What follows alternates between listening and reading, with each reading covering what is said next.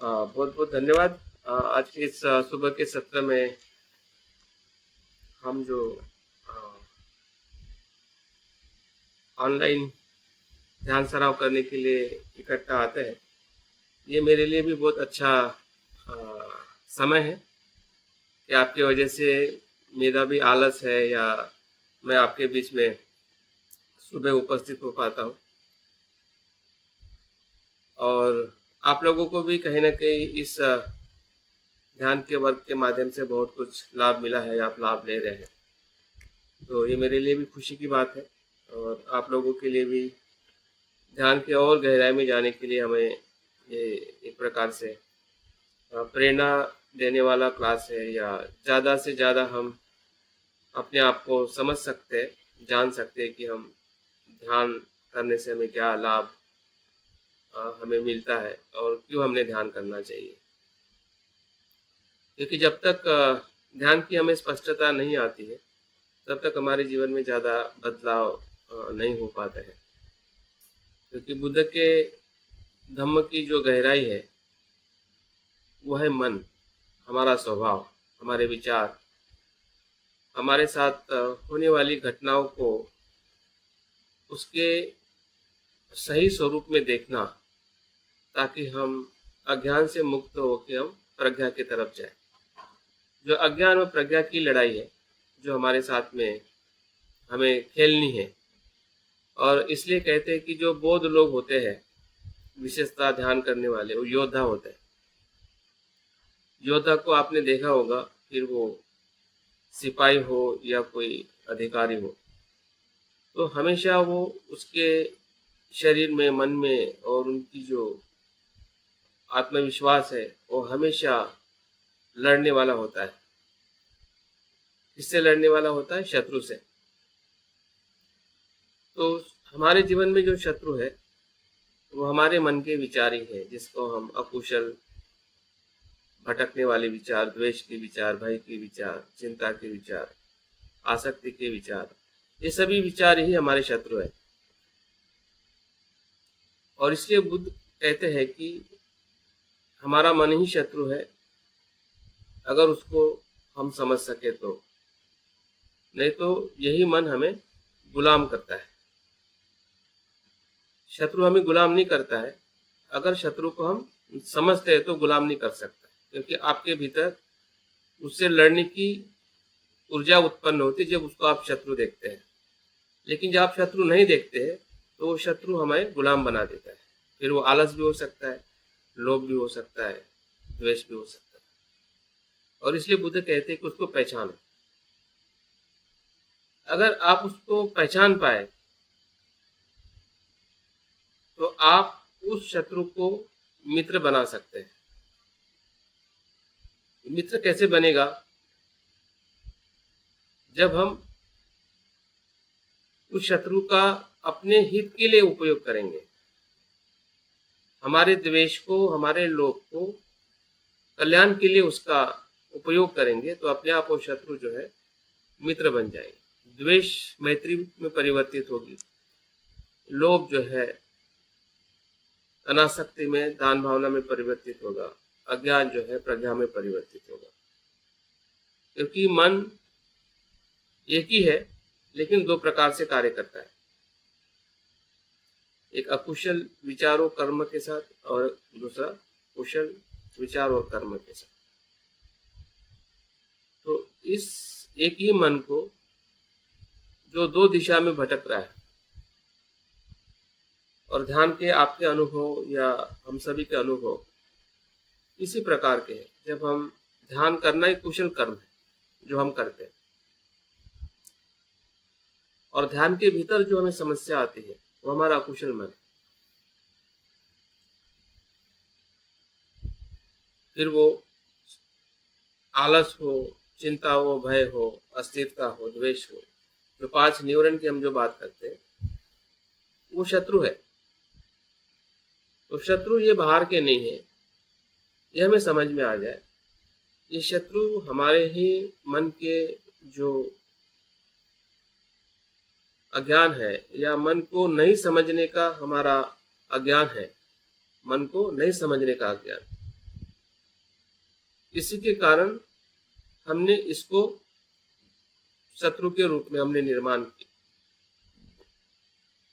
अन्यथा वो मन की ऊर्जा है।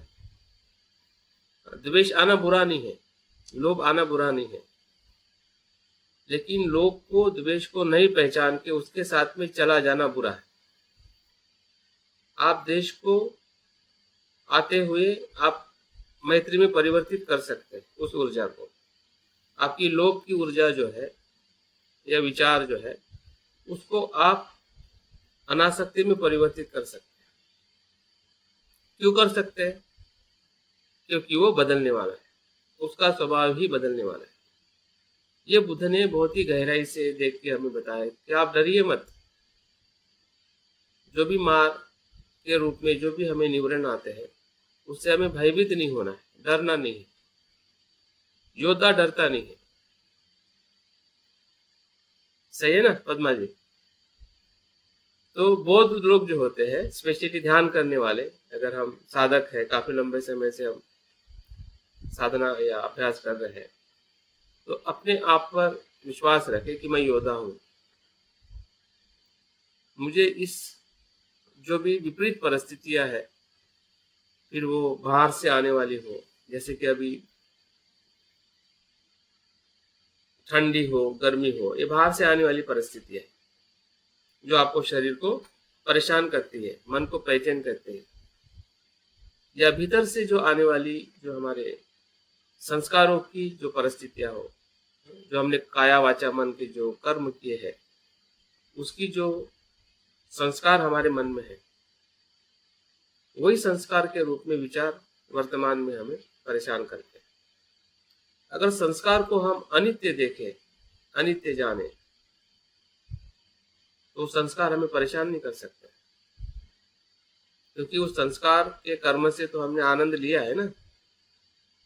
अच्छा बुरा तो हमने किया है, तब हमने नहीं देखा कि वो सही था कि गलत था, तब तो हमने कर लिया, तो अभी क्यों पछताना? कर लिया है ना। पछताने से कुछ मिलने वाला नहीं है। उसको अनित्य करके देखने से बहुत कुछ मिलेगा। वर्तमान भी बदलेगा और भविष्य भी बदलेगा। ये बुद्ध की ध्यान पद्धति है। बुद्ध का ध्यान जो है, ज्ञान का ध्यान है। आंखें बंद करके ध्यान करना ध्यान नहीं है। हमें समझदार होना है, और समझदार हम अपने आप से होना है। तो अपने आप से हम समझदार कब होते हैं? जब हमारी गलती को पहचान के उस गलती को दुरुस्त करते हैं। गलती को पहचान के गलती को दुरुस्त करते हैं और प्रयास करते हैं कि गलती दोबारा ना हो। अगर हो भी जाती है तो फिर से प्रयास करते हैं, वहां पे रुकते नहीं है। हो सकता है कि हम बार बार गलती कर रहे हैं, बार बार द्वेष आ रहा है, बार बार हमें कुछ बुरी चीजें भय हो आ रहा है। आ सकता आएगा, क्योंकि ये काफी लंबे जीवन का परिणाम है। भय मतलब अभी का परिणाम नहीं है, लोभ अभी का परिणाम नहीं है। लोभ और भय और अज्ञान के कितनी सारी जिंदगी हम बिता चुके हैं। कितनी बार हमारा जन्म मृत्यु होगा हमें पता नहीं है। तो ये सिर्फ इस जीवन में हम बुरे हैं, इस जीवन में हम हमारा मन ऐसा ऐसा नहीं है।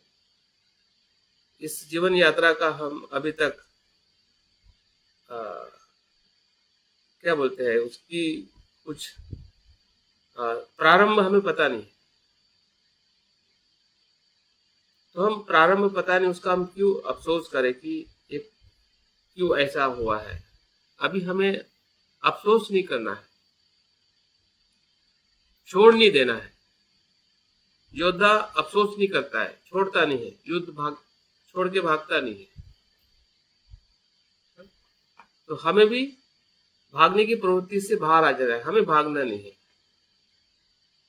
अगर भागने की प्रवृत्ति है तो हमेशा हमारा मन क्या करेगा? दूसरा विकल्प ढूंढेगा, और दूसरा विकल्प कुछ भी नहीं है संसार में। संसार के साथ में रहते हुए उससे लड़ने के सिवा दूसरा विकल्प नहीं है। आप खुद ही अपने जीवन में देखिए, छोटी छोटी घटना में आपने जो कुछ भी प्राप्त किया है, भाग के प्राप्त किया है कि उसके साथ में लड़के प्राप्त किया है। जैसे कि आपकी पढ़ाई, आपकी पढ़ाई करते समय आपको लगता होगा कि अभी पढ़ाई नहीं करो, सो जाओ, लेकिन फिर भी आप पढ़ाई किए हैं ना। अभी भी हमें लगता है, रोज हम उठते हैं कि सो जाए, नहीं करे, ये वो प्रॉब्लम है, वो प्रॉब्लम है, तो क्या ऐसे छोड़ देते उस प्रॉब्लम के कारण, उस काम को छोड़ देते हैं? मुझे नहीं लगता है कि छोड़ दिए होते तो यहाँ पे आप नहीं बैठे रहते हैं अभी। ना आपको घर मिलता, ना कपड़े मिलते, ना खाना मिलता, ना इज्जत मिलती, कुछ भी नहीं मिलता। तो जो कुछ हमें अभी मिला है वो संघर्ष करके मिला है।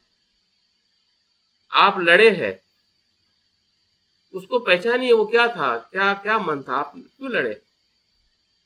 वही तो मन है कि जो हमें यहाँ पे इस्तेमाल करना है। आध्यात्मिक जीवन मतलब कुछ अलग नहीं है। संसार में जो हम लड़े हैं, आप पूछिए अपने आप से, आप छोटे थे, आपके पास कुछ नहीं था, आपका परिवार नहीं था, धन नहीं था, घर नहीं था, तो ये क्या ऐसे ऐसे मिल गया आपको? कि किसी ने दे दिया भी होगा, थोड़ा दिया होगा, लेकिन बाकी तो आपने निर्माण किया है ना। तो उसमें क्या आपका मन नहीं था? आपके मन ने नहीं कहा कि मैं इस प्रकार से मुझे आगे जाना है, भले मेरा मन में कितनी भी परेशानी हो। उसमें हमें कितना उत्साह से हम अपने जीवन में हमने काम किए हैं।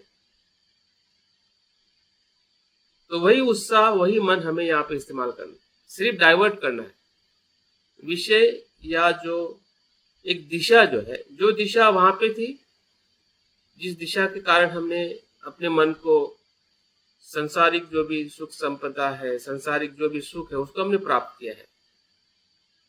बुद्ध कहते हैं, अगर आप प्रज्ञा से देखो तो, बुद्ध की प्रज्ञा से, अभी हमारे पास में प्रज्ञा नहीं है, बुद्ध जैसी प्रज्ञा नहीं है। अभी हमें बुद्ध की प्रज्ञा की जरूरत है। और बुद्ध की प्रज्ञा जो है, दो स्तर में हमारे पास में आती है। एक तो बुद्ध की वाणी, जो बुद्ध कहते हैं, अगर बुद्ध कहते हैं कि सभ्य संखार अनित्य, सभी संस्कार अनित्य है, ये बुद्ध की वाणी है, ये बुद्ध की प्रज्ञा है। हम सुन रहे हैं और बार बार सुन रहे हैं,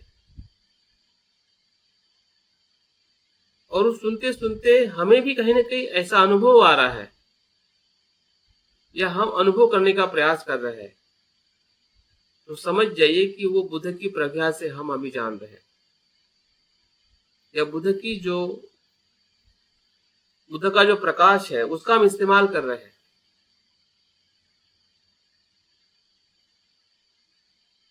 और क्यों इस्तेमाल कर रहे हैं? क्योंकि जिस जगह पे हम हैं वो जगह सुरक्षित नहीं है। भले हमने उस सुरक्षा के लिए बनाया है, हमने घर अपना सुरक्षा के लिए बनाया, हमने परिवार अपने सुरक्षा के लिए बनाया, लेकिन उसी घर, उसी परिवार में हम सुरक्षित नहीं है।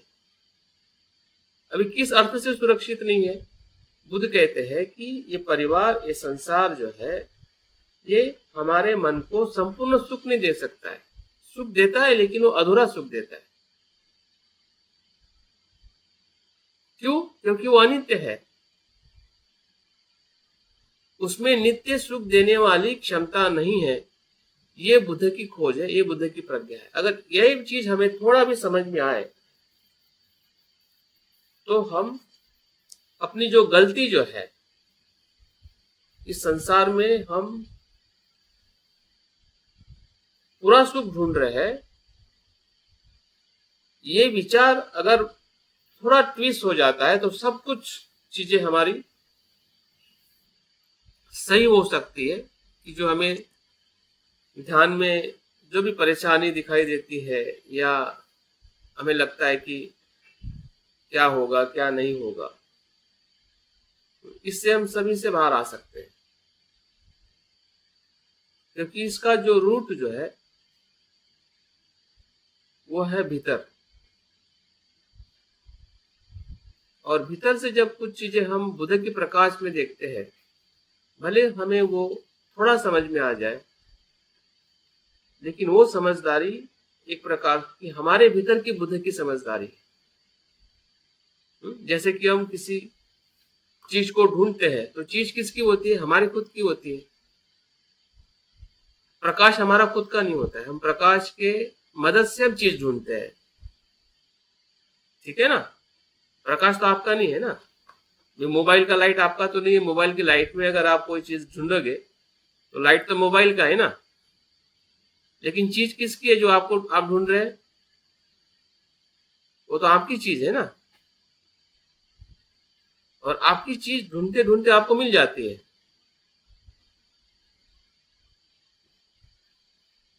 तो यही बुद्धं शरणं गच्छामि है। बुद्ध की शरण हम इसलिए जा रहे हैं क्योंकि बुद्ध प्रज्ञावान है,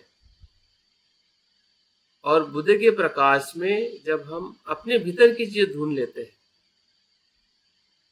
कि मैं कहाँ पे गलती कर रहा हूं,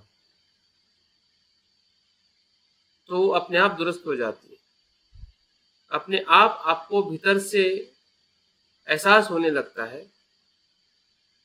कि मेरे मन को किस दिशा में लेके जाना है, इस दिशा में या इस दिशा में।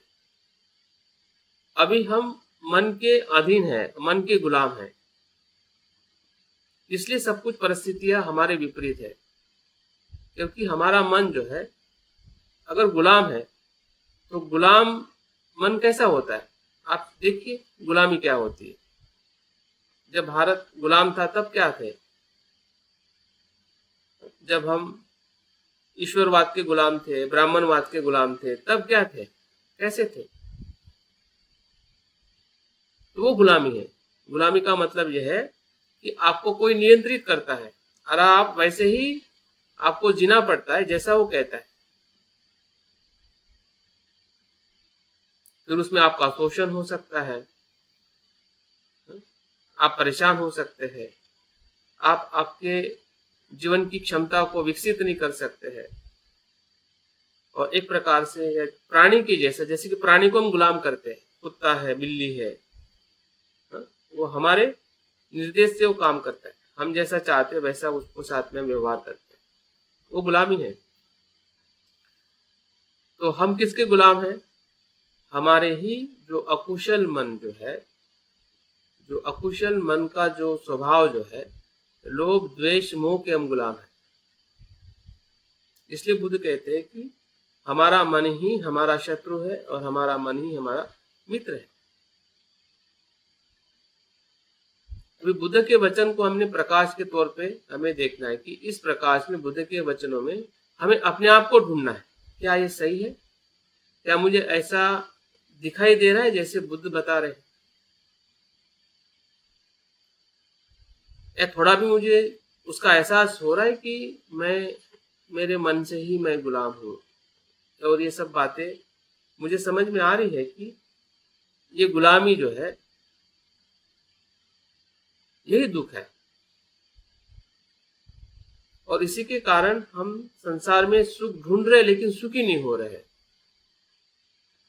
हम संसार में क्या ढूंढ रहे हैं? अगर आपको कोई सवाल पूछा जाए कि आप क्या आपके जीवन में क्या चाहते हैं, तो हमारे पास में दो ही जवाब है। हम दुख नहीं चाहते और सुख चाहते हैं, यही है ना। हम दुख नहीं चाहते हैं और सुख चाहते हैं, फिर वो छोटा बच्चा हो, बड़ा हो, बौद्ध हो, अबौद्ध हो, या संसार का कोई भी इंसान को आप सवाल ही पूछिए, अगर सवाल का वो जवाब देगा तो दो में से एक या दोनों सवाल का जवाब देगा कि हाँ मुझे सुख चाहिए, दुख नहीं चाहिए। अगर सवाल भी एक ही है, जवाब भी यही है, और बुद्ध ने यही बताया है कि भाई अगर आपको सुख चाहिए, दुख नहीं चाहिए, तो इसका यही मार्ग है।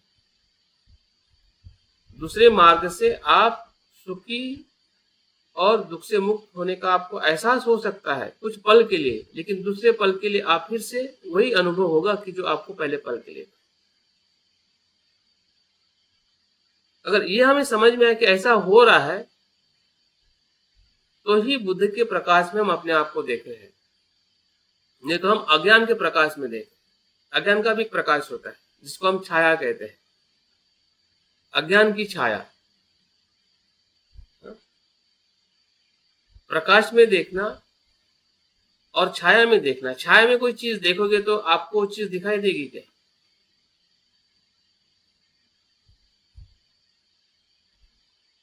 तो हम अज्ञान की छाया में देख रहे हैं। बुद्ध की प्रकाश में अगर हम चीज देख रहे हैं और वहीं पे देख रहे जहां पे देखना है, बुद्ध बाहर नहीं है, हमारे मन के स्वभाव में। ये चीज हमें समझ में आए। ध्यान बाहर नहीं है, मन को समझने में। और जितना समझ में आए उस पर विश्वास रखें। उसी विश्वास के साथ अपने भीतर धैर्य आएगा, जिसको हम कहते हैं कि साहस आएगा, जिसको हम वीर्य कहते हैं। वीर्य क्या? साहस है, प्रयास है। और वो प्रयास आपको कभी भी पीछे नहीं लेके जाएगा। अगर पीछे नहीं जा रहे हैं, इसका मतलब हमारा ध्यान सही दिशा में जा रहा है। फिर वो ध्यान के अंदर ध्यान हो या ध्यान के बाहर ध्यान हो, बुद्ध दोनों जगह पे ध्यान ही रहते हैं। वो ध्यान में भी ध्यान ही रहते हैं, और वो जब ध्यान नहीं करते तब भी ध्यान में ही रहते हैं। इसलिए बुद्ध को विद्याचरण कहते हैं, है ना। विद्या और आचरण का वो मेल है। वो संपूर्ण है, हम अपूर्ण है। अभी अपूर्ण है इसलिए दुखी है। हम ये भी समझ में आना चाहिए कि हमारी विद्या और हमारा आचरण जो है, दोनों में ज्यादा फर्क है। उस फर्क को कम करना वही ध्यान है, वही बुद्ध है। थोड़ा कम होगा तो और ज्यादा कम होगा। तो थोड़ा कम होने का एहसास हमें हो रहा है कि मैं पहले से मेरी, अभी ज्ञान का मतलब है अनित्यता का बोध। सीधी सी बात। ज्ञान का मतलब ये नहीं कि आपने कितने शिविर किए और कितना आपको धर्म पता है, या कितना आप धर्म जानना चाहते हैं। वो ज्ञान, ये ज्ञान नहीं है। बुद्ध का जो ज्ञान जो है, क्या अनित्यता को जान रहे हैं या नहीं जान रहे, और जितना जान रहे हैं, और वैसा ही अगर आप उस अनित्यता के आधार पर आचरण अपने भीतर देख पा रहे हैं कि मैं देख रहा हूं कि मैं बदल रहा हूं, तभी जी रहा हूं। आप सोचिए कि अगर हम नहीं बदलते तो हम बच्चे ही रहते ना, बड़े कैसे होते। अगर दुख नहीं होता, हमें लगता है कि ये दुख नहीं होना चाहिए। अगर दुख नहीं होता, आप सोचिए, बीमारी नहीं होती, भूख नहीं लगती, मन में बुरे विचार नहीं आते, तो आप अच्छे विचार के लिए क्यों प्रयास करते? यही तो हम सोच रहे हैं। मैंने एक उदाहरण बताया था, शायद पता नहीं है, कि एक इंसान काफी बुरे विचारों से परेशान था, जैसे हम परेशान हैं। इतना परेशान था कि उसको ऐसा लगता था कि जितने भी भूतकाल की जो बुराई है या बुरे विचार है, वो वापस ही नहीं आए। फिर वो उसमें उसके किए हुए स्मृतियां हो या कर्म हो या सब कुछ। और भगवान से, या ऐसा सोचिए कि आप बुद्ध से ऐसी कामना करते कि ये ना हो। सोचिए, क्योंकि उसे आप परेशान है और आपकी बुद्ध में बहुत आस्था है कि बुद्ध ऐसा कुछ चमत्कार करे, चमत्कार तो नहीं करते लेकिन चमत्कार कर दिया हमारे जीवन में, तो क्या होगा? वही तो हम चाहते हैं ना कि ऐसा कुछ हो। या ध्यान से आप ऐसे अपेक्षा कर रहे हैं, सपोज बुद्ध की जगह पे ध्यान से आप ऐसे अपेक्षा कर रहे हैं, जैसे कि पद्मजा ने कहा कि विचार ही नहीं आने चाहिए, विचार लेस हमारा मन होना चाहिए, भूतकाल के या भविष्य के। चलो मानते हैं, अब इसका प्रयोग करके क्या होगा? और एक तरफ आप परेशान है, एक तरफ आप चाह रहे कि उसमें से बाहर आ जाए, और ऐसे बाहर आ जाए कि वो आए नहीं, वो स्मृतियां पूरी तरह से लुप्त हो जाए, नष्ट हो जाए, और आपके सामने ऐसी एक ऊर्जा आ जाती है और आपको कहती है, फिर आपका ही मन हो सकता है या बुद्ध का स्वरूप हो सकता है, वो कहता है कि चलो ठीक है, मैं आपके इस पूरे मन को समाप्त करता हूं, लेकिन इसके साथ में आपकी अच्छी स्मृतियां भी चली जाएगी, तो क्या चलेगा? तो वो तो इतना परेशान होता है, उसमें हाँ बोल देता है। आप हाँ बोल दोगे कि चलेगा, तो फिर चलेगा, तो फिर वैसा ही हो जाता है। उसकी अच्छी और बुरी दोनों स्मृतियां चली जाती है और पूरी तरह से विचार से मुक्त हो जाता है। और जब विचार से मुक्त होता है तो अपने आप को भी पहचान नहीं पाता कि मैं कौन हूं। फिर उसकी दूसरी परेशानी शुरू होती है, और लोगों को पूछता है कि भाई मैं कौन हूं। लोग जानते हैं कि तुम ये हो, लेकिन उसको समझ में नहीं आता है कि क्या है, क्या हुआ है, क्या नहीं हुआ है।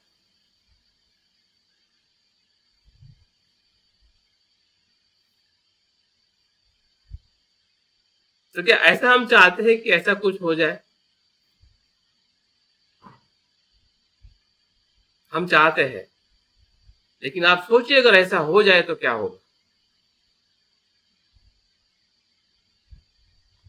लेकिन जो स्मृतियां अच्छी बुरी हमारे पास में है, वो हमारी प्रेरणा है।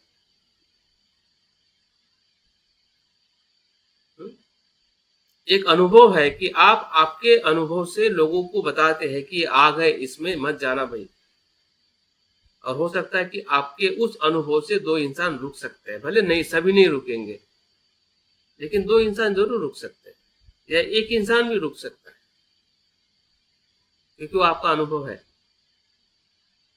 कि द्वेष करने से क्या होता है, लोभ करने से क्या होता है, ध्यान करने से क्या होता है, हाँ, शील का पालन करने से क्या, जब नहीं करते तो क्या होता है, और करने से क्या होता है, कौन बताएगा?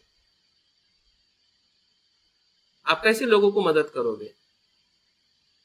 या आप बुद्ध कैसे बनोगे जब आप बुरा चाहते ही नहीं है? तो बुरा नहीं होगा तो बुद्ध कहां से होगा? संसार नहीं होगा तो निर्वाण कहां से होगा?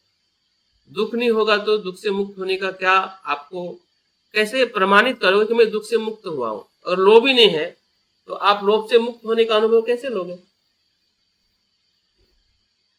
भय ही नहीं है तो भय से मुक्त होने का आपको अनुभव कैसे आएगा?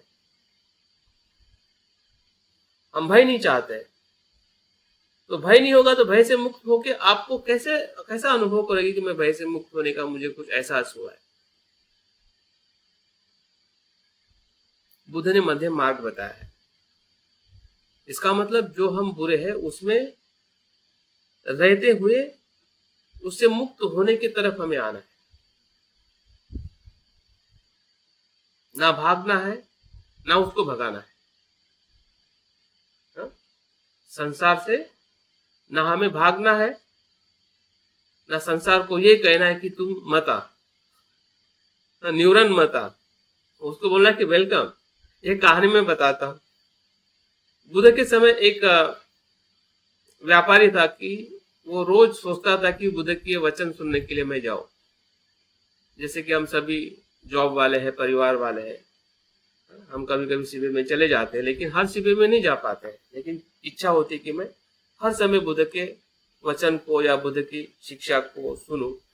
और उसके गांव में जो है बुद्ध अनेक बार आते हैं, लेकिन वो जा नहीं पाता क्योंकि पैसे कमाने में इतना व्यस्त होता है। दूसरी तरफ बुद्ध के प्रति उसकी श्रद्धा होती है। लेकिन एक दिन वो सोचता है कि मुझे जाना, भले लेट हो फिर भी मैं जाऊं। तो व्यापार करके वो सब कुछ अपना काम करके वो चला जाता है जहाँ पे बुद्ध का प्रवचन होता है। लेकिन वो इतना लेट जाता है कि वो पूरा प्रवचन सुनने के लिए उसको मिलता नहीं, आखिरी के कुछ शब्द उसको सुनने को मिलते हैं। आप सोचिए कि बुद्ध की वाणी कितनी मनुष्य को मदद करती है, और मदद हम ले सकते हैं। उसको पूरा प्रवचन नहीं मिलता, आखिरी के 4 शब्द उसको सुनने में मिलते, वही सुनता है, उसी को स्मरण करते करते वो घर पे आता है, और वो 4 शब्द को वो स्मरण करते करते सो जाता है। और स्मरण करते करते सो जाने से वो नींद में भी बड़बड़ाने लगता है। नींद में वो सो जाता है, लेकिन उसके मुंह से वो शब्द बाहर निकलते हैं जो वो सुन के आया है। और उसी दिन उसके घर में चोर घुसता है चोरी करने के लिए। अभी वो शब्द क्या है? वो शब्द है कि आता है तो आओ। तो चोर को वो शब्द सुनाई देता है, आता है तो आओ। तो साला उसको लगता है कि ये तो जग तो नहीं रहा है, सोए हुए जग तो नहीं रहा है। तो भीतर आता है और उसका शब्द फिर दूसरा निकलता है, बैठता है तो बैठो। फिर भी उसको डाउट होता है कि ये तो सोने का नाटक कर रहा है, ये सोया नहीं है। फिर उसको चोर को लगता है कि यहाँ पे चोरी करना खतरा है, तो सोया है तो है लेकिन ये सोया नहीं है, हाँ, मैं पकड़ा जा सकता हूं। और तीसरा शब्द बोलता है कि उठते हो तो उठो और जाते हो तो जाओ। जैसा चोर, उसको लगता है कि यहाँ पे चोरी नहीं करना चाहिए, खड़ा हो जाता है, हाँ? और वो तभी वो बोलता है कि उठ गए तो उठो और जाते हो तो जाओ। मतलब जैसा वो चोर सुनता है वैसा ही वो करता है, और उसके शब्द सुन के उसको ऐसा लगने लगता है कि ये मेरे बारे में ही बोल रहा है, और चोर वहां से चला जाता है और उसके घर की चोरी टल जाती है। तो बुद्ध ने ये प्रवचन के अर्थ के पहले क्या बताया होगा? कौन सा प्रवचन होगा, क्या मैसेज होगा, क्या धर्म, किस किस शिक्षा के बारे में बुद्ध ने ऐसा कहा होगा? जब मैं इसको सोचा तो मुझे ऐसा लगा कि बुद्ध इसमें अनित्यता के बारे में बता रहे, क्योंकि वही धर्म है। किसी भी घटना का एक ही धर्म है, चीज आने वाली है, ठहरने वाली है, चलने वाली है और चले जाने वाली है। उसके सिवा कोई धर्म नहीं है, जिसको हम बौद्ध धर्म कहते हैं ना, यही धर्म है। इसको जो जानता है वो बुद्ध स्वयं कहते हैं कि जो प्रतीत्य समुत्पाद को जानता है, जो अनित्य को जानता है, या 3 लक्षण को जानता है, वो बुद्ध को जानता है। अभी बुद्ध को तो हम जानने का प्रयास कर रहे हैं, लेकिन अगर हम अपने आप के धर्म को नहीं जानेंगे तो बुद्ध को कैसे जान पाएंगे? तो ध्यान का जो बाहर का, अंदर का, आचरण का, सबका अर्थ एक ही है। जो भी विचार आ रहे आने दीजिए, कोई परेशानी नहीं। परेशान हो गए तो ज्यादा परेशान करें। हाँ, शांतिदेव आचार्य कहते हैं उनके शब्दों में कि जो राग द्वेष मोह जो मार है, बहुत सचित शब्द है ये शब्द। मतलब आप कभी भी इस्तेमाल अपने लिए कर सकते हैं, समझ सकते हैं, क्योंकि वो बुद्ध का अनुभव है। बोधिचर्या अवतार जो है शांतिदेव आचार्य बोधिसत्व है। बुद्ध और बोधिसत्व के अनुभव सत्य के अनुभव है, और सत्य हमेशा हमें सुख की तरफ लेके जाता है, दुख की तरफ नहीं। वही सत्य है। अगर सत्य आपको दुख की तरफ लेके जा रहा है तो सत्य हो ही नहीं सकता।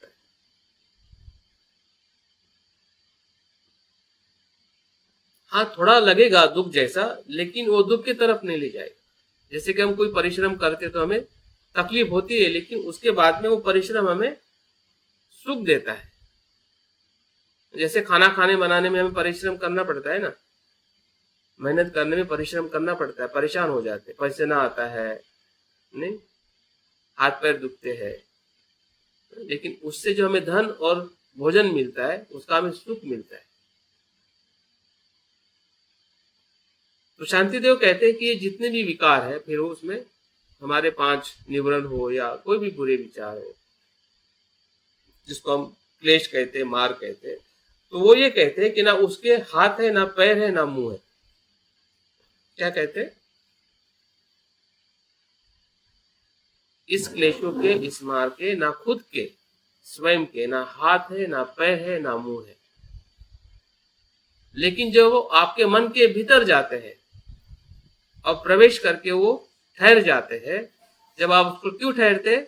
क्योंकि आप उसको नित्य देखते हैं। वो आपके भीतर आने के ठहरने के लिए नहीं आते हैं। राग द्वेष हमारे भीतर आता है, वो ठहरने के लिए नहीं आता है, और ठहरना उसका स्वभाव भी नहीं है। द्वेष अगर आपको आ गया तो दूसरे पल में द्वेष नहीं रहेगा, वो एक पल के लिए ही है। लेकिन जब आप उसको दोबारा फिर से पकड़ के रखते हैं तो ठहर जाता है। तो फिर आगे शांतिदेव कहते हैं कि वो जब आपके भीतर ठहर जाते हैं, क्योंकि आप उसको पकड़ लेते हैं, तो पकड़ने के बाद वो आपके हाथ पैर मुंह को इस्तेमाल करता है। अगर आपका द्वेष ठहर गया तो आप गाली दोगे, गलौज करोगे, अपमानित करोगे, झगड़ा करोगे, क्योंकि वो द्वेष ठहर गया आपके मन के भीतर। और ठहर जाने से आप हाथ भी उठाओगे, आपके मुंह से भी शब्द निकलेगा, और आपका द्वेष आपके पूरे शरीर को प्रकंपित कर देगा, क्योंकि वो ठहर गया, क्योंकि आपने उसको पकड़ लिया। तब उसका विकराल रूप हो जाता है हमारे कर्म में, हमारे जीवन में। इसलिए कहते हैं ना कि जब निवरण आ रहे हैं तो उसको आते और जाते देखिए। अगर उसने आपने गलती से पकड़ लिया, वो नहीं पकड़ने वाला है, उसकी ताकत ही नहीं, उसका है ही नहीं पकड़ने का स्वभाव, तो वो कैसे पकड़ेगा? उसका स्वभाव ही अनित्य है, वो आके जाने वाला है या जा रहा है। लेकिन आपने अगर उसको पकड़ लिया ना समझी से, तो फिर आपका मन उसी विचारों में रह जाएगा। फिर वो भूतकाल का हो, भविष्य का हो, फिर वो लोभ का हो सकता है, द्वेष का हो सकता है, या चिंता का हो सकता है। लेकिन जो भी विचार आ रहे हैं उसको अगर आप नहीं पकड़ते, नहीं पकड़ने का मतलब यह है कि जब उसको आप नित्य नहीं अनित्य देखते हैं, अनित्य देखने का मन अगर आप निर्माण कर रहे हैं, बुद्ध के प्रकाश में जब आप अपने आप को देख रहे हैं, जागृति के प्रकाश में अगर उसको हम महसूस कर पा रहे हैं, तो समझ जाइए कि वो आपको पकड़ेगा नहीं। और अगर नहीं पकड़ेगा, इसका मतलब यह है कि हमारे भीतर राग द्वेष तो आएगा, लेकिन हम कृति नहीं कर पाएंगे। जब कृति नहीं होगी तो संस्कार नहीं होगा। ये संस्कार नहीं होगा तो फिर आगे वो फिर से द्वेष नहीं आएगा,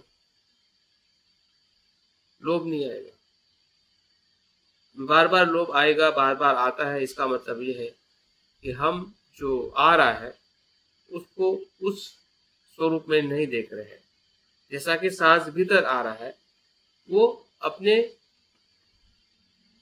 परिस्थिति से आ रहा है, बाहर हवा है, वायु है, और आपके शरीर की जरूरत है, इसलिए सांस भीतर आ रहा है। उसकी कंडीशन है। अगर कंडीशन नहीं है तो सांस भीतर आने का कुछ सवाल ही नहीं है। अगर आ रहा है तो उसकी कुछ कंडीशन है। आपके सोचने से सांस भीतर नहीं आ रहा है। अगर सांस को हम सही तरीके से ऑब्जर्व करते हैं तो हम अपने विचारों को भी ऑब्जर्व कर सकते हैं। सांस का ही विचार जो है वो बुद्ध की तरफ ले जाने वाला विचार है, और बुद्ध ने आनापान सती करके ही ज्ञान को प्राप्त किया। अगर सांस को ऑब्जर्व करना हम सीख जाए, सांस का विचार करना सीख जाए, जैसे कि आपने सांस को ऑब्जर्व किया और आपने विचार किया, तो वो विचार में ना राग है ना द्वेष है। आप सांस से राग द्वेष कर सकते हैं क्या? क्योंकि सांस के साथ आप राग द्वेष कर ही नहीं सकते, हो ही नहीं सकता है। आप राग से, लोभ होने से आप ज्यादा सांस ले सकते हैं क्या? आपके भीतर द्वेष है, पसंद नहीं है, तो क्या उसको आप रोक सकते हैं क्या? नहीं, मुझे सांस नहीं चाहिए, ये सांस चाहिए। तो चाहना और न चाहना, जिसको हम पसंद नापसंद कहते हैं, जिसको हम वेदना, सुखद और दुखद वेदना है, वो इसी ही जगह पे ब्रेक डाउन हो जाती है। हमारे विचार की जो दिशा जो है, यही तय करता है जो हमें वेदना होती है। वेदना ही विचार को निर्माण करती है। अगर आपकी वेदना सुखद होगी या दुखद होगी, और हर मनुष्य के लिए वो वेदना अलग अलग कंडीशन में आ सकते हैं। किसको अगर ठंडी पसंद है,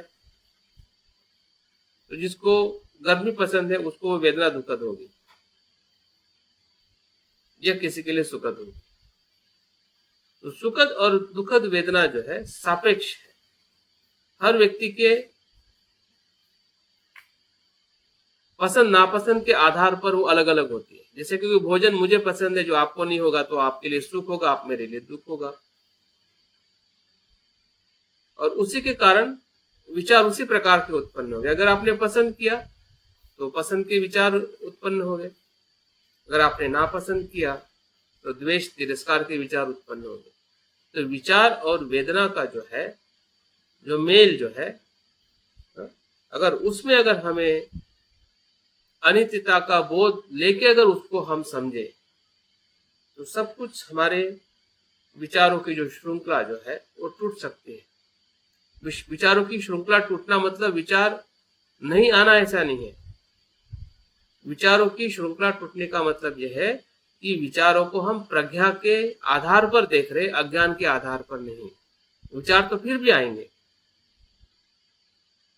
फिर वो कुशल हो सकते हैं या अकुशल हो सकते हैं, क्योंकि वेदना होगी तो विचार तो आएगा। हा? लेकिन उसको आप अनित्य और जैसा है वैसा देखने के कारण वो आपको परेशान नहीं करेगा।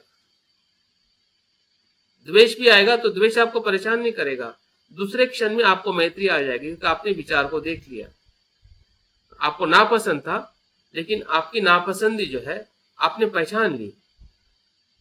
जैसे आपने नापसंदी पहचानी, तो दूसरे क्षण के अंदर नापसंदी जो है वो द्वेष को निर्माण न करते हुए वहां पे मैत्री को निर्माण करेगी। आप लेट गो करोगे, आप उसको माफ कर दोगे, या अपने द्वेष पे काम करोगे। आप औरों के कारण आपको द्वेष आ रहा है ऐसा आपको नहीं लगेगा। आपको आपके भीतर का ही द्वेष के कारण आपको द्वेष आ रहा ऐसा लगेगा। अभी हमें क्या लगता है, हर काम हम बाहर की अपेक्षा से करते हैं कि घर होगा तो हम सुखी होंगे, धन होगा तो हम सुखी होंगे, पुत्र होगा तो सुखी होंगे, पुत्र की शादी होगी तो हम सुखी होंगे। सब कुछ हमारे सुख की जो अपेक्षा जो है बाहर के परिस्थिति पे है, और उसी को हम सुख मान रहे हैं, उसी में हम पूरा समय डाल रहे हैं। तो हमारा संतुलन जो है, जो बाहर का सुख है वो है। आपको पुत्र धन का सुख तो जरूर मिलेगा, क्योंकि आप उस प्रकार से उसका प्रिपरेशन कर रहे हैं। लेकिन भीतर के सुख का क्या है? बाहर का सुख तो एक पल का है। अगर हमारे बच्चे की शादी हो जाती है तो कितना समय आप सुखी रह सकते हैं? एक दिन, 2 दिन,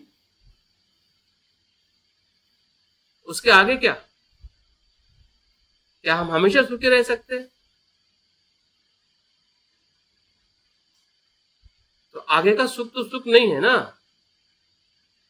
तो वो सुख का जो प्रवाह है, सुख का जो जगह जो है वो भीतर है। तो बाहर के सुख और भीतर के सुख का जो संतुलन जो है, या उसको जानने की जो हमारी क्षमता जो है, जैसा हम बाहर जानकर ही सब कुछ कर रहे हैं, तो भीतर भी हमें जान के ही कुछ करना है। बाहर के संसार का ज्ञान का हमें ज्ञान है कि हमें परिवार कैसे बनाना है, परिवार को कैसे चलाना है, लेकिन भीतर के ज्ञान का जो प्रकाश है वो बुद्ध से हमें समझने की जरूरत है। बुद्ध कहते हैं कि भीतर के जीवन को देखो, जहां पे हम 99% दुखी है, 99%, और उस दुख के कारण हम बाहर का जो 1% सुख है ना, उसका भी आनंद नहीं ले पाते। जो बाहर हमें सुख मिल रहा है ना, बैठने का, सोने का, खाने का, भौतिक जितना भी सुख जो है वो 1% सुख है, उस सुख का भी हम आनंद नहीं ले पाते। क्योंकि भीतर से आप सुखी नहीं होगे तो आप खाने में भी सुखी नहीं बन पाओगे, आपके पुत्र के सफलता में भी आप सुखी नहीं हो पाओगे। पुत्र की सफलता जैसे आप देखोगे, तो अगर आप में ईर्ष्या आ जाएगी कि भाई दूसरे का बच्चा तो मेरे बच्चे से भी ज्यादा अच्छा है, तो आपका सुख बेचैन में बदल जाएगा। या आपके बच्चे ने अगर आपको भला बुरा कर दिया, आपके अपेक्षा से विपरीत चला गया, तो जितना भी आपने पुत्र के लिए किया ना, सब कुछ दुख में बर्बाद हो जाएगा। क्योंकि आपको भीतर से ये पता नहीं है कि आपका सुख जो है, पुत्र या किसी भी जो भी हमने किया है वो बाहर नहीं है, भीतर है। तो भीतर के सुख के साथ जब हम बाहर के सुख का अनुभव लेते हैं, तब हम संतुलित होकर जीवन जी सकते हैं। बुद्ध ने इसी सुख को आध्यात्मिक सुख का है, और आध्यात्मिक सुख ही हमारे भौतिक सुख का आधार है। अगर हम भौतिक जीवन में सुखी होना चाहते हैं, और बाबा साहब या बुद्ध या जितने भी धम्म की पूरी शिक्षा जो है, सांसारिक सुख को जीते हुए आध्यात्मिक सुख में प्रवेश करना, या आध्यात्मिक सुख के आधार पर सांसारिक जीवन जीना। अभी हम सांसारिक जीवन के आधार पर आध्यात्मिक जीवन जीना चाहते हैं। जो संसार में हमें समझ में आ रहा है, उसके आधार पर हम अपने आध्यात्मिक जीवन को समझना चाहते हैं। जबकि हमें हमारे आध्यात्मिक सुख के आधार पर हमें सांसारिक जीवन जीने का प्रयास करना, तब संतुलन आएगा, अन्यथा खिंचाव आएगा। हमारे जीवन में खिंचाव क्यों है जबकि हम आध्यात्मिक जीवन जी रहे हैं? खिंचाव इसलिए है क्योंकि हम सांसारिक जीवन के आधार पर हम अपने आध्यात्मिक जीवन को जीना चाहते हैं। इसमें तनाव आता है। हम अच्छा जीवन जी रहे हैं, लेकिन उस प्रकार से संतुलित जीवन नहीं है, जिसको हम परिणाम कारक जीवन कहते हैं। जब हम आध्यात्मिक सुख के आधार पर जब हम बाहर के सुख का आनंद लेते हैं, तो समझ जाइए अभी आध्यात्मिक सुख क्या है कि लोभ द्वेष मोह का कम होना, उसको जानना, उसके साथ में जीते हुए हमें प्रयास करना, वो आध्यात्मिक सुख है। और इसके आधार पर जब आप सांसारिक जीवन के जो भी हमारी जिम्मेदारी है, पत्नी की, पति की, पुत्र की या समाज में, तो आप उस परिस्थिति में संतुलन बना के मैत्रीपूर्ण रह सकते हैं। अन्यथा आप मैत्रीपूर्ण नहीं रह सकते हैं। अगर मैत्रीपूर्ण नहीं रह पाओगे संसार में, तो आप संसार में भी दुखी रहोगे और भीतर आध्यात्मिक जीवन में भी दुखी रहोगे। और यही हमारा सबसे बड़ा समस्या है, जो आप लोगों के या हमारे आध्यात्मिक जीवन में जो हम देख पा रहे हैं कि हम न्यूरॉनों से जो परेशान है, या न्यूरॉनों के साथ में हम तालमेल नहीं कर पा रहे हैं, और हमारा आध्यात्मिक जीवन ऊपरी ऊपरी लग रहा है, तो उसका कारण ये है कि हम अपने आध्यात्मिक जीवन को बुद्ध के प्रकाश में या सत्य के प्रकाश में देखने का जो हमारा प्रयास है जो है, वो बहुत कम है, या थोड़ा हम उसको और ज़्यादा करने की ज़रूरत है, ताकि हम दोनों जीवन में, क्योंकि हमारा दोनों जगह पे जीवन है। जब हम कर्म से जुड़ जाते हैं, लोगों से जुड़ जाते हैं, तो सांसारिक और सामाजिक जीवन हम जीते हैं। जब हम भीतर से भीतर में प्रवेश करते हैं, ध्यान के माध्यम से हो या फिर हमारे जो कुछ भी स्वभाव है, संस्कार है, तो हमारा आध्यात्मिक जीवन हम देख पाते हैं। तो दोनों का संतुलन बनाए रखने के लिए हमें ध्यान की और गहराई में जाने की ज़रूरत है। तो मुझे लगता है कि अभी हम आनापानसति को इसी ही आधार पर देखने का अभ्यास करने का हम प्रयास करेंगे। अभी ध्यान के लिए अपनी बैठक को ठीक करिए, देखते हैं कि जो बातें हमने समझी है या अ, उस व्यापारी का जो अनुभव है कि आते हैं तो आने दो, कुछ समय के लिए बैठ भी जाता है कोई विचार तो बैठने दो, फिर देखो कि वो उड़ गया, उसको उठ के जाने दो, उठ गया मतलब वो जा रहा है। तो बस यही है, बुद्ध की तरफ या ध्यान की तरफ, ध्यान के भीतर में जाने का मार्ग यही है। अगर इस प्रकार से हम ध्यान करते हैं तो मुझे लगता है कि ध्यान के हम गहराई में प्रवेश कर सकते हैं।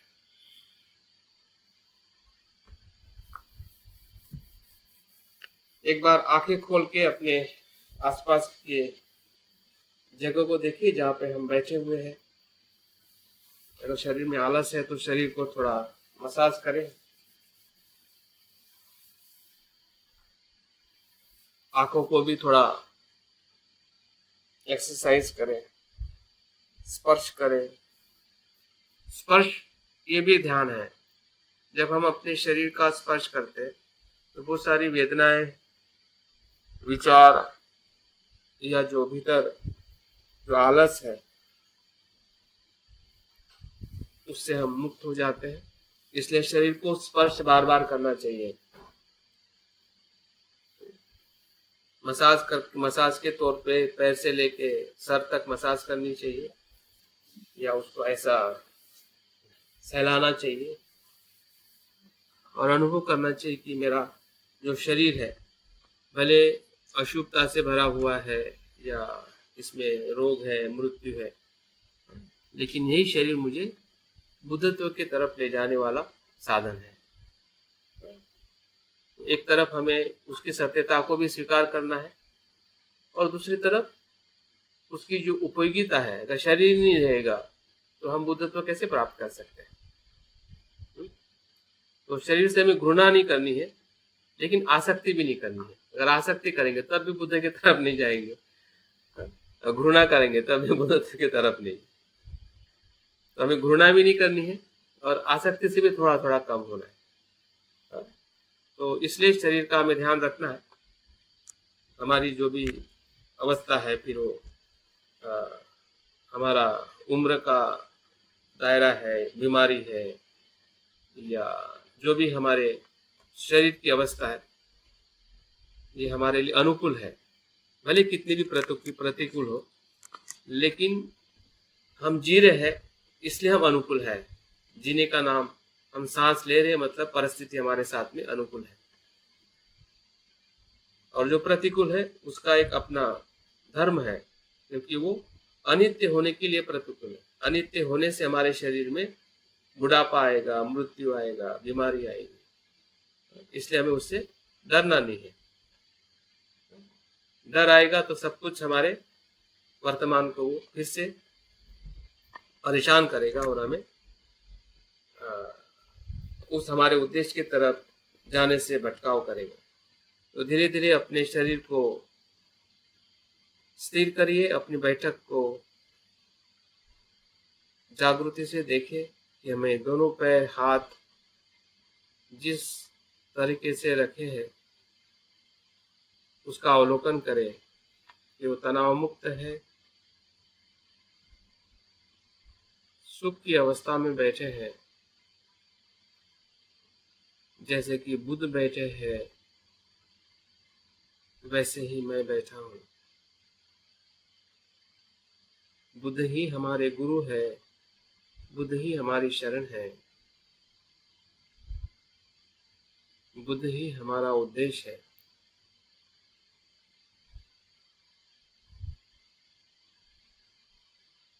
जिस मार्ग पर बुद्ध चले हैं, जागृति का, स्मृति का, जिस ध्यान का अनुसरण उन्होंने किया है, उसी ध्यान का अनुसरण, उसी ध्यान का आचरण हम करने जा रहे हैं। सांस की स्मृति, आनापानासति, जिससे हमारी स्मृति का विकास होना है।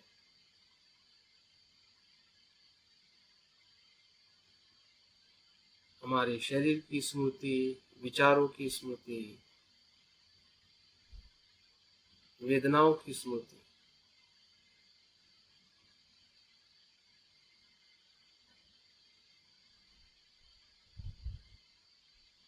इसी सांस की स्मृति से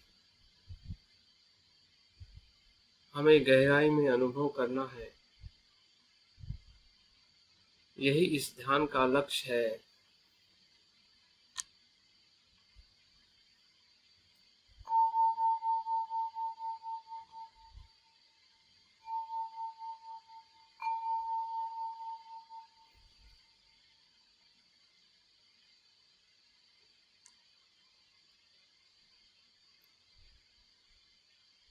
जैसे हमारा शरीर शिथिल हो गया है, वैसे ही हमारा मन भी धीरे धीरे भीतर की तरफ प्रवेश कर रहा है। संसार के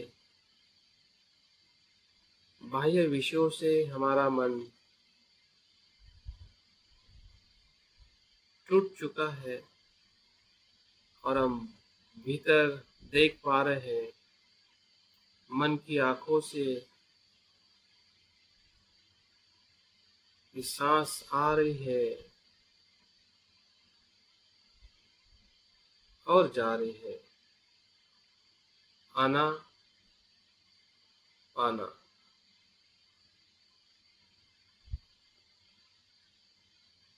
आती हुई सांस को वैसे ही देखे जैसे वो आ रही है, और जैसे देख रहे हैं वैसे ही उसे जाने।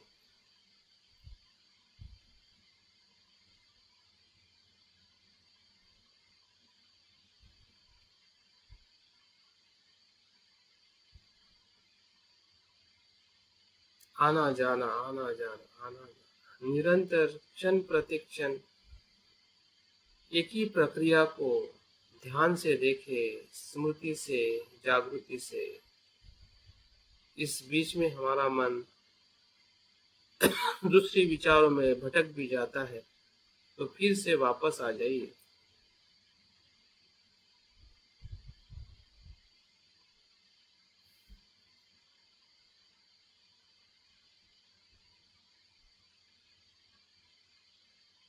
मन का भटकना भी धर्म है।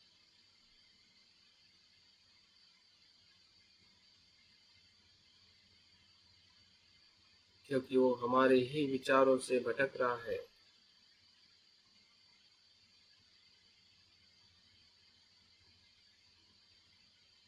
हमारे ही कर्म का वो परिणाम है।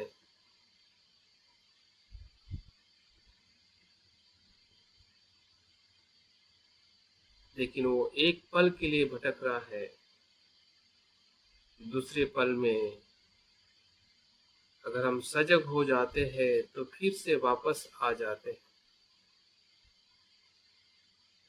अगर सजग नहीं होते हैं तो उसी विचारों में खो जाते हैं। इस पल में हमारे साथ जो हो रहा है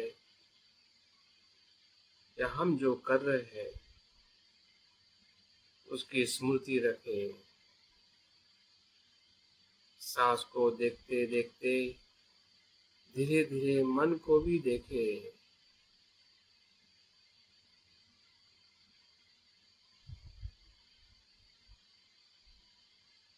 क्योंकि हम सांस को अपने मन से ही देख रहे हैं,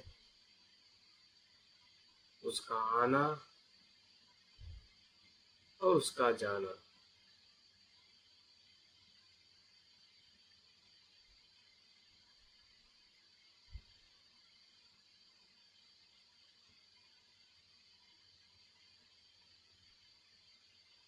जानिए कि सांस अपने वायुमंडल से हमारे शरीर के भीतर आ रहा है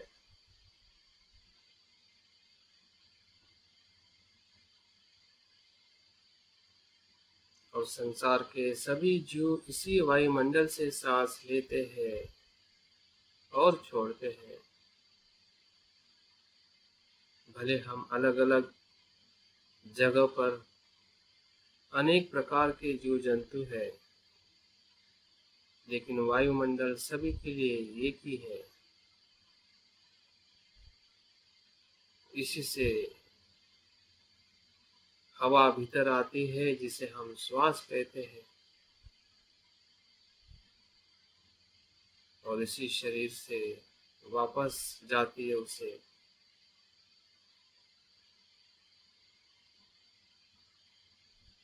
श्वास का बाहर जाना कहते हैं।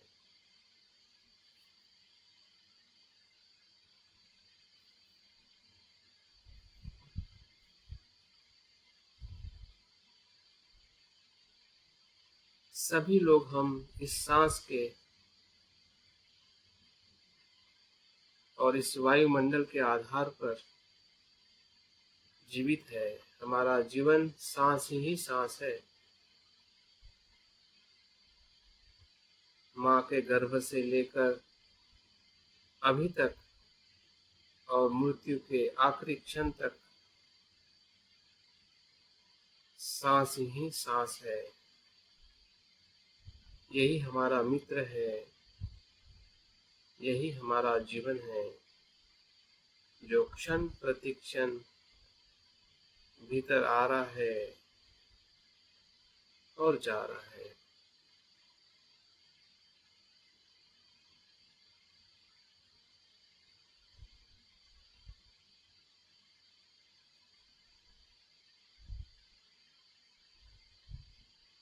जो हमारा मन उसे देख रहा है और समझ भी रहा है कि सांस का नियंत्रण मेरे विचारों और मन पर आधारित नहीं है। वो तो इस शरीर का धर्म है,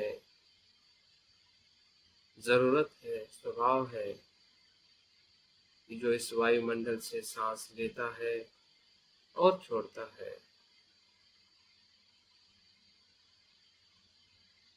मेरे मन का इसमें विचारों का कोई भी नियंत्रण नहीं है।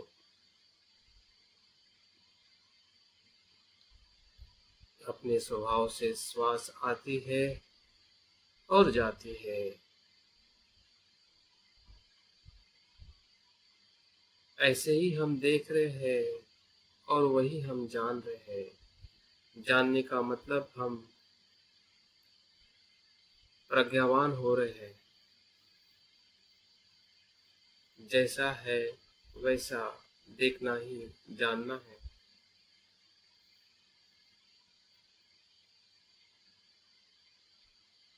और उसी का विचार हमारे मन में बार बार आ रहा है। सांस का, सांस को जानने का।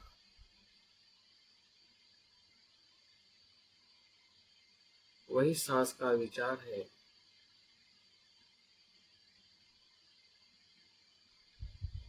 हम सांस का अलग से विचार नहीं कर रहे हैं कि सांस क्या है, बल्कि जो हम देख रहे हैं और जान रहे हैं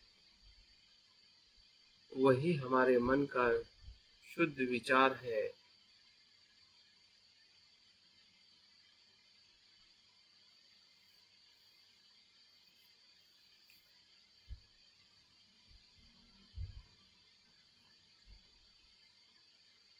जिस सांस में ना द्वेष है ना लोभ है, ना लोभ के कारण वो भीतर आता है, ना द्वेष के कारण उसको हम रोक सकते हैं। सांस का धर्म शुद्ध है।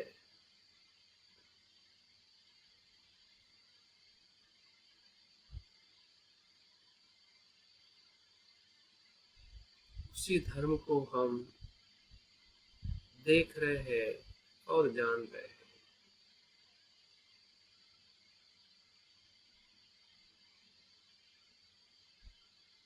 और इसलिए हम आनंदित हो रहे हैं।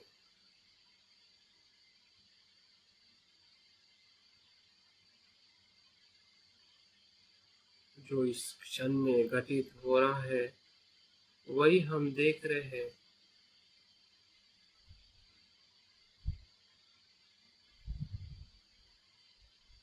तो ये विचार तनाव मुक्त विचार है। जो दूसरे विचार हमारे मन में आते हैं वो तनाव को निर्माण करते हैं, क्योंकि वो भूतकाल और भविष्य के विषयों के आधार पर आते हैं। सांस का विचार वर्तमान का विचार है और वर्तमान में तनाव उत्पन्न नहीं होता है।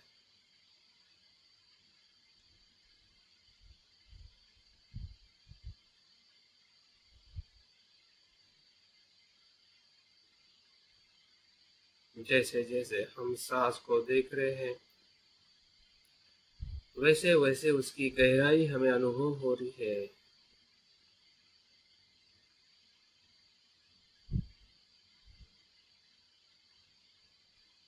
सांस की गति धीमी हो या लंबी, सांस का भीतर जाना नाक से गले से स्पर्श करते हुए नाभि तक, उसकी हर एक स्वरूप को हम देख पा रहे हैं। क्योंकि जो देखने में हमें आनंद आ रहा है, तो उस आनंद को और बढ़ाने के लिए और आनंदित होने के लिए सांस के साथ हम और एक रूप होते जा रहे हैं।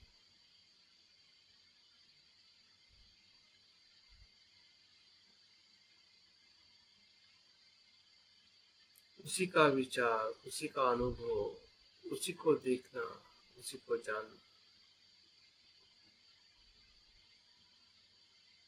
अगर लंबा सांस अनुभव हो रहा है उसको वैसे ही जाने। छोटा हो रहा है, गहरा हो रहा है,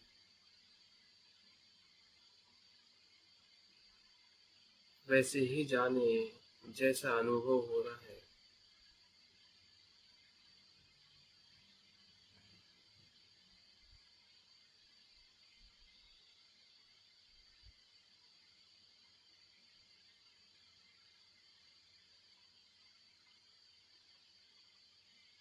सांस की और गहराई में प्रवेश करें। देखिए भीतर जाने वाला सांस ठंडा महसूस हो रहा है, उसकी संवेदनाओं को पहचाने। अगर हम सांस की संवेदना को पहचान पाते हैं तो हम अपने शरीर और मन की वेदनाओं को भी जान सकते हैं। भीतर जाने वाली सांस ठंडक अनुभव दे रही है और बाहर आने वाली सांस थोड़ी गर्माहट महसूस हो रही है।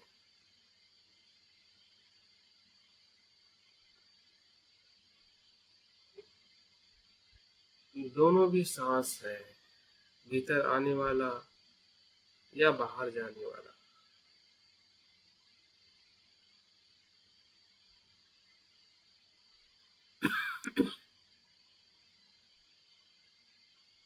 जैसे आप सांस की वेदना को देख पा रहे हैं,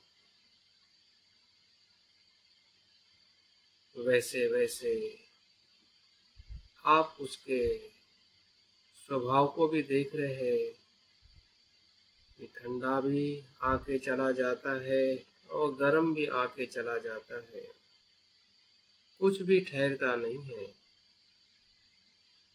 ना ठंडी सांस का स्पर्श ठहरता है,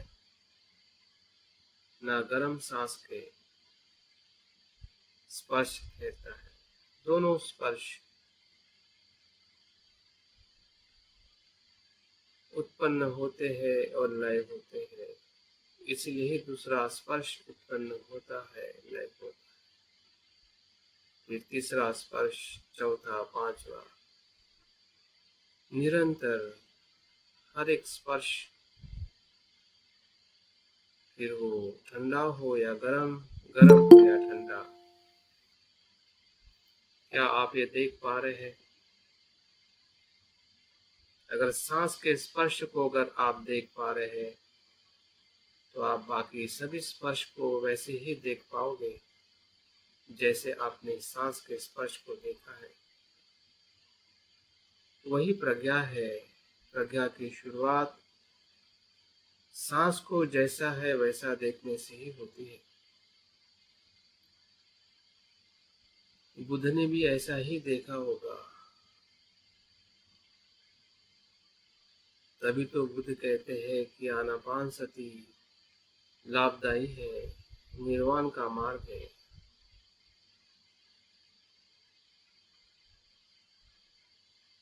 क्योंकि सांस वैश्विक है, शुद्ध है, विकार से मुक्त है।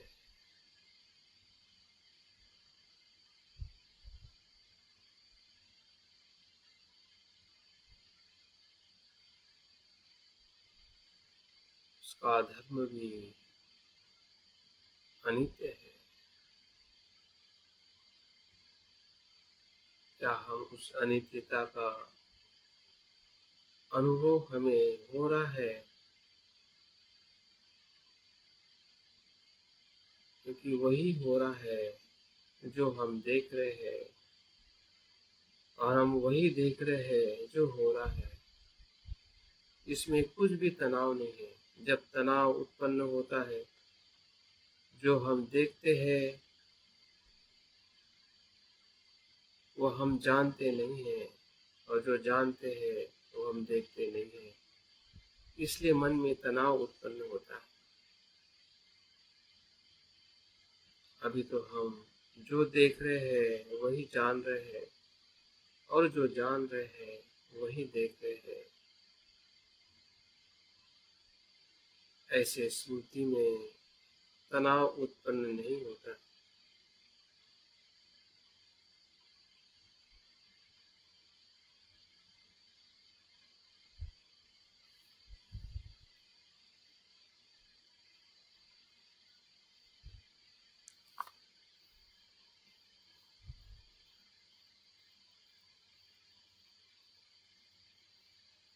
ऐसा देखते देखते पूरे आप शरीर में देख रहे हैं, पूरा शरीर ही सांस ले रहा है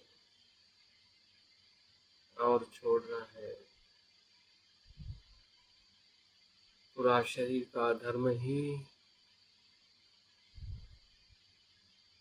सांस लेना है और छोड़ना है। शरीर के एक एक अंग को अनुभव करें। मस्तिष्क, जिसे हम ब्रेन कहते हैं, वो भी सांस ले रहा है और छोड़ रहा है।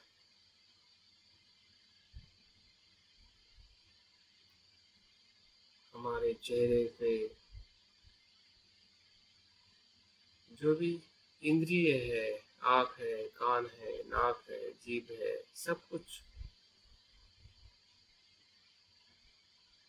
इसी सांस के आने जाने से वो जीवित है।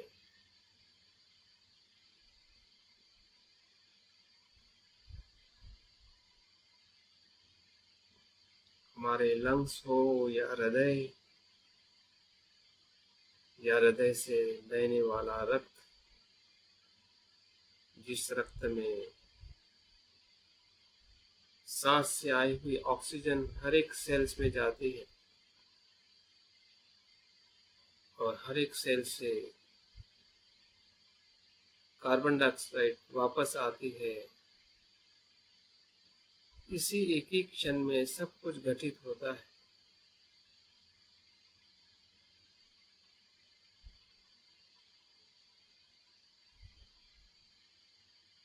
पेट के भीतर हो या लीवर के भीतर,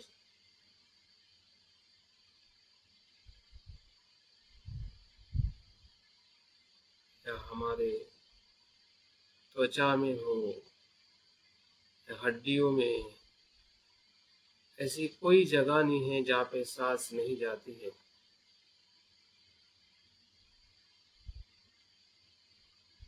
करोड़ों करोड़ों पेशियों में सांस आती है और जाती है। बुद्ध कहते हैं कि हमारा शरीर श्वास है।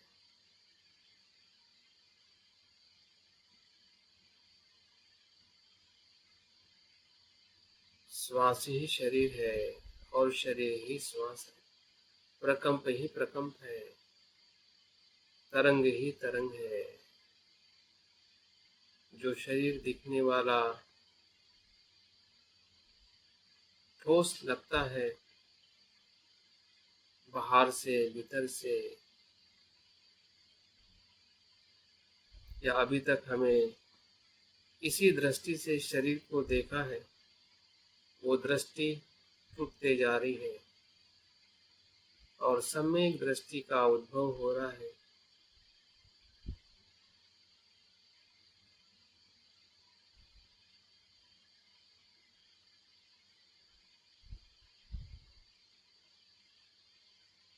संपूर्ण शरीर का होना, अस्तित्व में रहना, इस श्वास के आधार पर है। नहीं कि मैं, मेरी इच्छा, मेरा राग, मेरा द्वेष, इससे कुछ भी घटित नहीं होता। मैं के भ्रम से हम मुक्त हो रहे हैं। इस शरीर में मैं जैसा कुछ भी नहीं है। सर से लेके पांव तक विभिन्न अंगों से बना हुआ ये शरीर, उसका आधार श्वास मात्र है।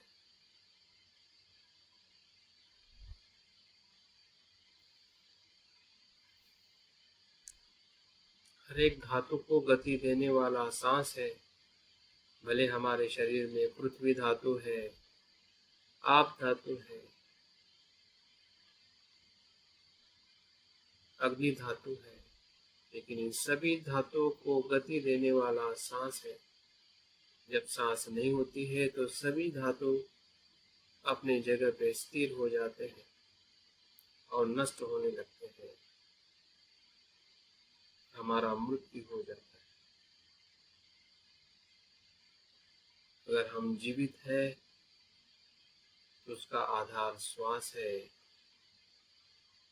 नहीं कि मैं, मेरा, नित्य, ऐसा कुछ भी नहीं है। यही सम्यक विचार है, यही सम्यक दृष्टि है।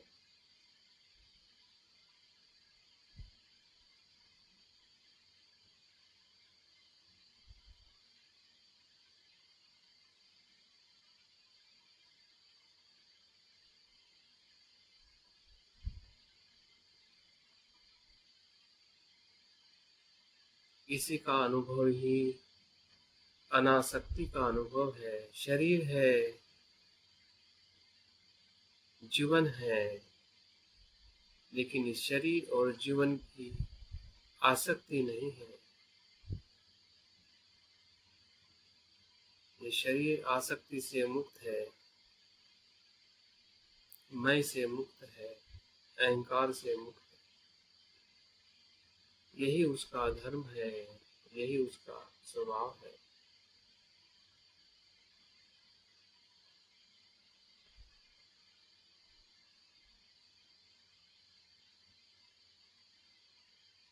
क्योंकि शरीर सांस पर आधारित है। मेरी इच्छाओं से ये ना चलता है ना रुकता है। इस शरीर में जो कुछ भी बुढ़ापा आता हो, बीमारी आती हो, मृत्यु आता हो, ये शरीर का धर्म है। ये मैं की आसक्ति से ना रुकता है ना ठहरता है। ना इस धर्म से हम भाग सकते हैं, ना इसे भगा सकते हैं, सिर्फ जान सकते हैं और हमारी जो मिथ्या दृष्टि से हम मुक्त हो सकते हैं।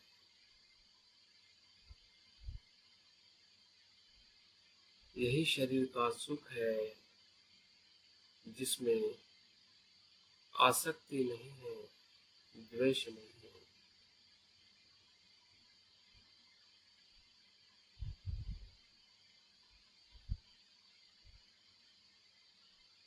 यही काया बुद्ध की धर्म काया है। जब हम अपने शरीर को जैसा है वैसा देखते हैं, यही धर्म है।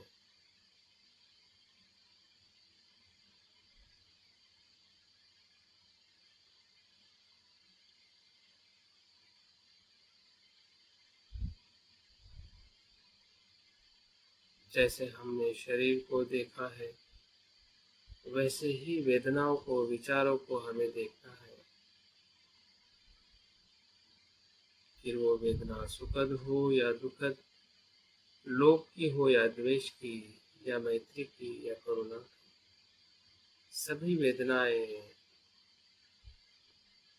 इसी प्रकार से उत्पन्न होती है जिस प्रकार से सांस का आना और जाना। ये भी अपने पूर्व संस्कारों से उत्पन्न होती है, जो हमारे भीतर बीज रूप में विराजमान है। यही उसकी भूमि है जिसके होने से राग द्वेष, कुशल अकुशल,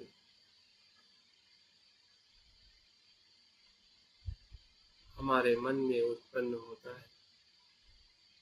और जो उत्पन्न होता है वो परिवर्तनशील है। अगर अकुशल भी उत्पन्न हो रहा है तो उसे भी अनित्य देखे, और कुशल भी उत्पन्न हो रहा है उसे भी अनित्य देखे,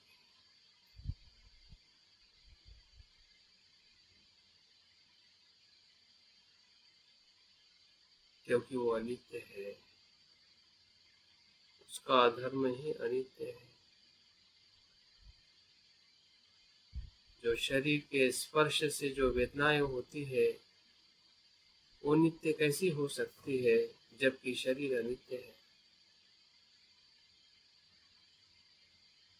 अनित्य से अनित्य ही उत्पन्न होता है।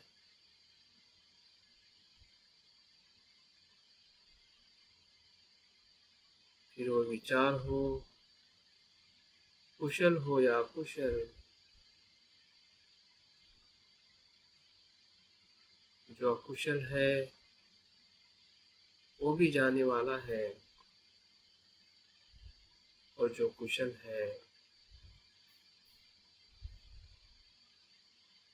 उसका विस्तार होने वाला है, और मैत्री और करुणा बढ़ती जा रही है।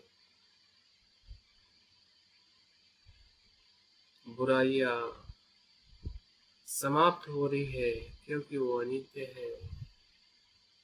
जैसे बादल आते हैं और धीरे धीरे चले जाते हैं,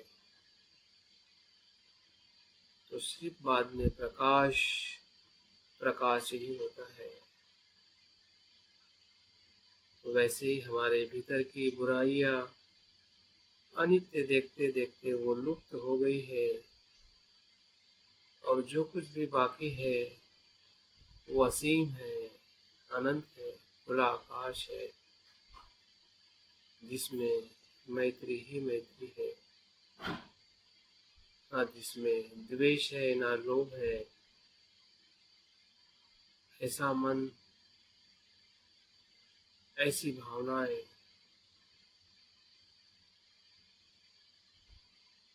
यही हमारा सच्चा स्व है। मैं हूँ, जिसमें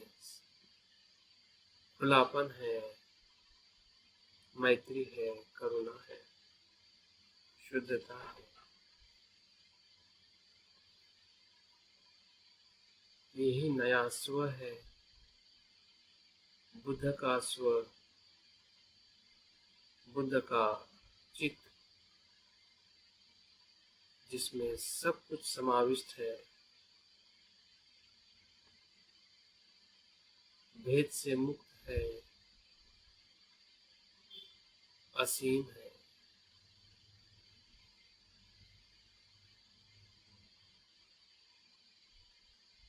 दुख से मुक्त है।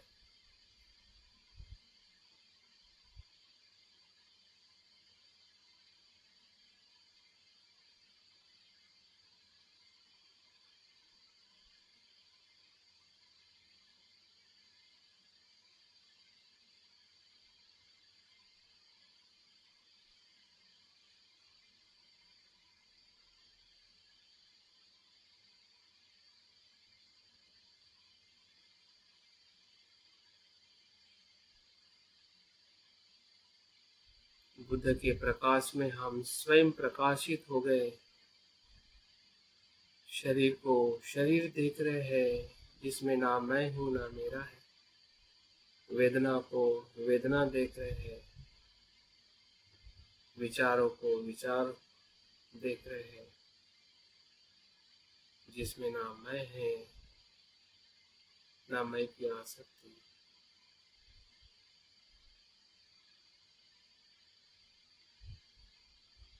जैसे सांस आ रही है जा रही है, वैसे ही विचार उत्पन्न हो रहे हैं और नए हो रहे हैं। ना उस विचारों से हमें आसक्ति है ना लोभ है, ना बेचैनी है, सिर्फ जागृति है।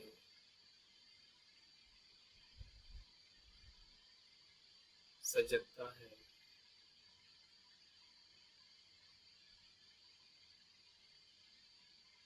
सभी धर्म अनित्य है, अनात्म है।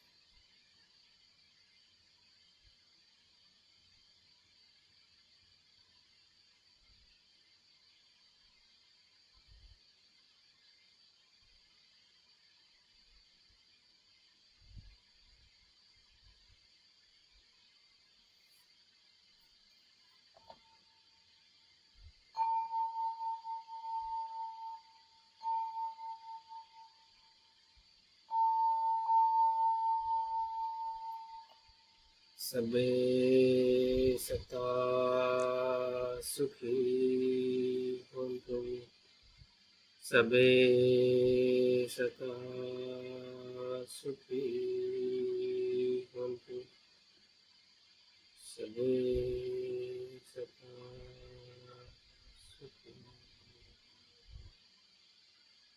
धीरे धीरे ध्यान को पूर्ण करते हुए वो आंखें खोलें और अपने शरीर को स्पर्श करते हुए तनाव मुक्त